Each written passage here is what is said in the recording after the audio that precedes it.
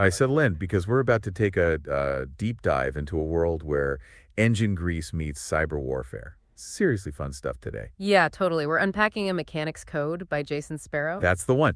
And you've shared this great stack of sources with us, bits from the book promotion, character details, stuff about the setting. Exactly. And our mission basically is to dig into the story, the people, and the pretty cool real world tech that's all woven into this cyber thriller. It's got a lot going on. Think of it like we just discovered something awesome and we're, pulling it apart with you, finding all the cool bits, those moments that make you go, ha ha. Let's get into it based on all the source material you provided. Okay, so first impressions. The overall vibe from the sources, it's definitely intense, action-packed, a proper cyber thriller. Oh, yeah. But what I liked, what kind of stands out, is this really strong real world flavor to it. It feels grounded, you Oh, know. totally. It doesn't just feel like magic tech stuff happening. It feels, well, possible. And the promotional stuff sets that scene perfectly. It kicks off seeming like just another Tuesday, right? Business as usual at this company, Phoenix Aviation.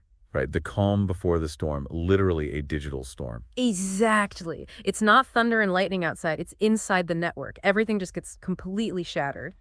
And the attack, it doesn't just hit like a brick wall initially, does it? It's more subtle at first. Yeah, like a tiny ripple you might almost miss, but then whoosh, it escalates super fast. And becomes this massive, relentless digital flood, a DDoS attack, right? Distributed denial of service. That's the one. Basically flooding Phoenix Aviation servers with so much junk traffic they just choke, can't handle the real stuff. Classic move to just overwhelm the system. Yeah, it causes immediate chaos, total disruption, and often it's just a smokescreen, right? A way to distract while something sneakier is happening underneath. Okay, so while that chaos is erupting, let's talk about the place itself. Silverfield. The sources make the city sound like a character almost. Oh, definitely. It's described as this really scenic valley, rolling hills, a river. It sounds lovely. But it's also got this cutting edge innovation thing going on. A mix of old and new. Exactly. And Phoenix Aviation, it's not just a company there. It's like the core, the heartbeat of Silverfield, the sources say. Huge employer, big innovator. Started small, grew to this tech giant out in the industrial flats area. Yeah. And the city really depends on it heavily. Which the attack just instantly highlights, right? That dependency. Totally exposes it. The sources hint at the Fallout flights getting grounded is just the start. You've got traffic lights flickering, Oh, wow. the possibility of financial systems grinding to a halt if Phoenix goes down completely. So it's not just the company's problem, it's the whole city's problem. Absolutely. There's this feeling described like an uneasy quiet in the streets as rumors start spreading. It really drives home how our physical world is like totally wired into the digital one and vulnerable. It sounds like the book does a great job making that feel real immersive, blending the city charm with the critical tech underneath. Yeah, it shows how hitting one company can send shockwaves through an entire community. Very effectively done, it seems. So outside the city is tense, but inside Phoenix Aviation's command room, pure chaos, according to the sources. High stakes is putting it mildly. You get this sense of total urgency, frantic activity, people just racing the clock to stop a complete meltdown. And in the middle of it all, there's Randon. Right, Randon, he's the seasoned pro, the veteran trying to steer the ship, taking charge, trying to isolate servers, build digital firewalls on the fly. Trying to make sense of the chaos. Exactly, he's the anchor, or trying to be. And then next deck arrives, the cavalry. Or maybe not. Well, yeah, the reaction is mixed. The sources definitely highlight that. Some of Randon's team are instantly suspicious. Like, who are these guys? Yeah, calling them glorified jet editors or thinking they're just there to report back upstairs, not actually fix things. And us versus them vibes straight away. Interesting. But not everyone feels that way. No, Bill, who's the lead network engineer on Randon's team, he actually speaks up for them. Says, Nextech has pulled companies out of messes like this before. So there's friction inside the command room, too. Distrust, maybe, just when they need to pull together. Adds another layer of tension, doesn't it? Okay, now for the main event, really. The sources introduced our hero, Jason Sparrow. And he's not what you'd expect. Not at all. He's a mechanic. We first meet him in his workshop, right? Surrounded by tools, the hum of machines. Soldering stuff, working on his car project, what was it, a Supra? A 1985 turbocharged Supra, yeah. And there's this great little detail he blaze a capacitor while working on it. Huh, perfect. Grounds him immediately in the physical world, the world of things you can touch and, well, blow up. Such a contrast to the digital mess he's about to walk into. And how does he get pulled in? It's not like they call IT support and get a mechanic. No, it's way weirder. He starts getting his cryptic emails, taunting almost. Like someone knows him, watching him. Exactly. It escalates, gets more intense until there's this desperate message telling him he has to be at Phoenix Aviation by midnight. It turns from just weird emails to this, like, unavoidable pull. So he goes. And the description of him arriving sounds like he's entering another planet. Maze-like building, fortress command room. Totally out of his element, surrounded by screens, jargon. And then he meets Randon again. Right. And we find out Randon was the one who called him, specifically because he's different. Because, as Randon apparently believed, Jason sees things differently. That's cool. So even though Jason feels like a fish out of water initially, He starts leaning on what he does know. His gut feeling, his decades fixing complex cars, electronics. That mechanic's brain becomes his edge in the digital fight, troubleshooting under pressure. but he's not fighting alone, right? Randon's team is there. Yeah, the core team, you've got Karen. The analyst sounds like she's amazing at sifting through data, even if she's not super technical on everything. And Mike, the systems guy, keeping things running. And then there's Danny, the honeypot guy. His stuff sounds really cool, very creative. We'll definitely have to talk more about that honeypot. And Bill, the manager who defended Next Tech, and Steve Sanderson, another team member who gets caught up badly in the attack. Right, but who are they fighting? Not a person they can see, at least not at first, just Sentinel. It's like digital ghost in the machine. Yeah, but more than a ghost. Sentinel isn't just in the system. The sources say they've taken root. They're the boss now. That command prompt, they see Sentinel of Phoenix Ave chillin'. And root access granted. Game over, almost. Total control. And Sentinel has style. Some of the moments described are really memorable, like the mouse pointer changing. Oh, yeah, that gold pointer with the translucent tail. It's so brazen. Right. Not just breaking in, but redecorating. It's Sentinel basically spray painting "I own this place" all over their screens. Pure digital arrogance. Like Karen says, he's not just breaking in, he's showing us he owns this place. And it gets darker. Sentinel doesn't just break tech, they break people. Like deleting Steve Sanderson's user account. Delete user, just like that. And the fallout is huge. Leads to his arrest, right, based on fake digital evidence planted in the system. Yeah, security guards show up with a warrant that looks legit because it came from the compromised system. It shows Sentinel messing with the real world, creating chaos, making the team turn on itself. Super manipulative. Nasty stuff. And Sentinel's toying with them too, taunting Danny. Yeah, seems aware of everything they're trying, but that arrogance is also a weakness. Apparently leads Sentinel right into Danny's trap. Ah, the honeypot again? We'll get there. But there's also that dream sequence Jason has. It's not just technical. Sentinel attacks psychologically. Whoa, what happens? The sources describe it as intense. Sentinel appears like a monster, glitching figures, a huge mechanical Trojan horse, walls closing in. Yikes. And these messages pounding Jason. You can't outrun me. You can't fix this. You'll never keep up. All aimed at making him feel useless, out of his depth. Hits him right where he feels vulnerable. Shows the mental toll of this kind of attack. Makes Sentinel feel really personal, menacing. Yeah, it's not just code, it's psychological warfare too.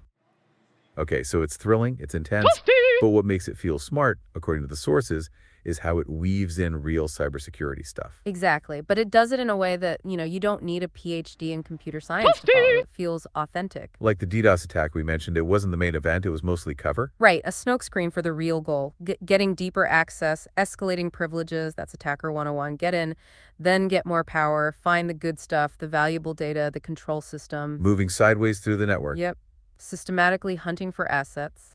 And that's where Danny's honeypot becomes so brilliant. It's not just defense, it's offense, kind of. Totally. A honeypot is basically bait.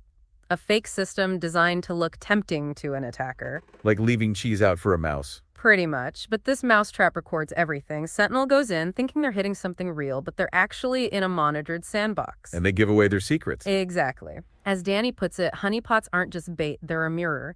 It showed the team Sentinel's commands, their scripts, their techniques, and crucially, gave them a potential trace back. An IP address, maybe. A real lead.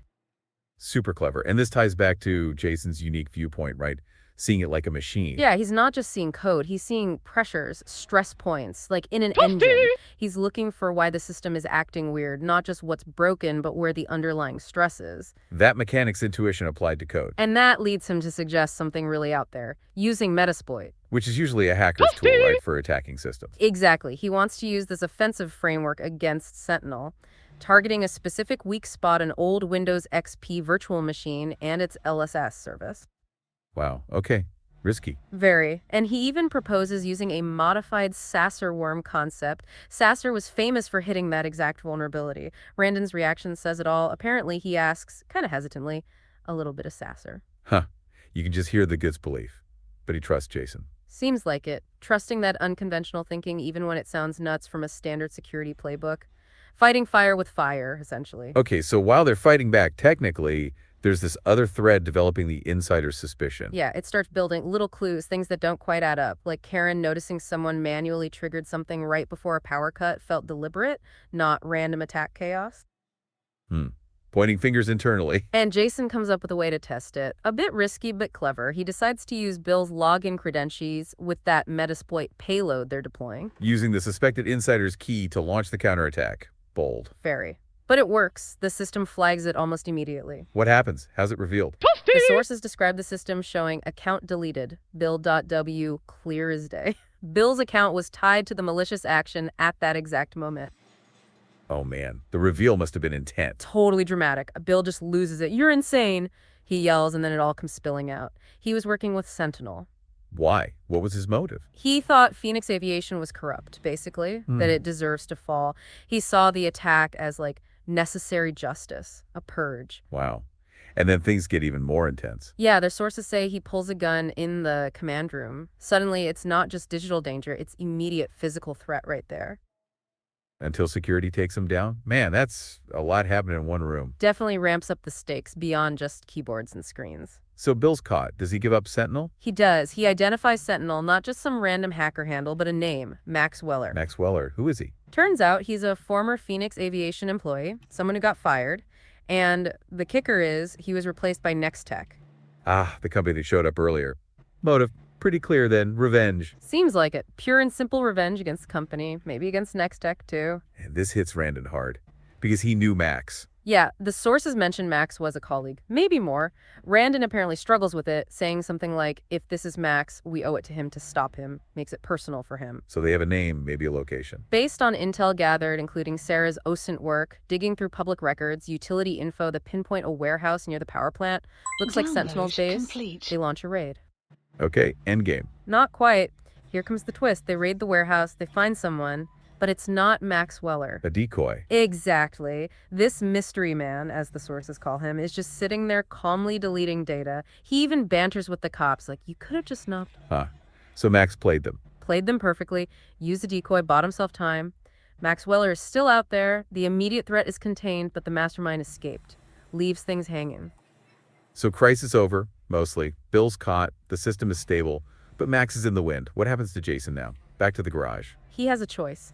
Nextech, the company involved in Max's firing, remember, offers him a job. The sources call it a cushy job, right? Cutting edge stuff. Tempting. Very tempting, you'd think. But he turns it down. Really, why? He's got a different idea after everything he went through. He goes to Randon. And pitches. What? His new company, just them, maybe a small team. His pitch is simple. No bureaucracy, no politics, just real cybersecurity work. Cutting through the corporate layers, just focusing on the actual problems to solving. Exactly. Agile, effective, built on trust. And does Randon go for it? Do others join? It sounds like it. Key people from the Phoenix team come with them. Sarah, the analyst, she apparently agrees to stay at Nextech initially, but as like a mole for them. Oh, interesting. Steve Sanderson, the guy who got wrongly arrested, he joins for integrity. And Karen comes too, maybe wanting to help expose Phoenix's issues or just work somewhere better. So they're building something new out of the ashes, basically. Taking the good people, the lessons learned. Yeah, it sets up this hopeful future, a new beginning, but, with the shadow of Max Weller still out there. So wrapping this up, what's the big takeaway for you, the listener? Why should you grab a mechanic's code based on what we've dug into? Well, look, it clearly delivers on the thriller front. Gripping mystery, loads of action, characters you actually root for against crazy odds. Definitely check those boxes. But it's more, isn't it? Yeah, I think so. It gives you those aha moments about how different ways of thinking like a mechanic tackling code can crack really tough problems. That's pretty cool. And the tech feels real, grounded. It makes the cyber threats feel less like sci-fi and more like something that could, actually happen. Keeps you hooked. Totally. So if this deep dive sounded intriguing, seriously, check out A Mechanic's Code by Jason Sparrow. And good news, the sources hint it's just book one. More to come, apparently. Which makes sense with Max still out there. Definitely leaves you thinking, though. about what it takes to truly control a system that deep knowledge. Right, knowing it inside and out, flaws and all. And then what pushes someone to use that knowledge for attack? Or for defense, revenge, justice, something else. Lots to chew on after you finish reading. You've been listening to the Sparrow House Book Review Podcast, where fiction gets overanalyzed so you don't have to. Now, a quick word from our official sponsor, PageBreathe, the only product brave enough to admit that books can, in fact, cause respiratory distress. Ever been so emotionally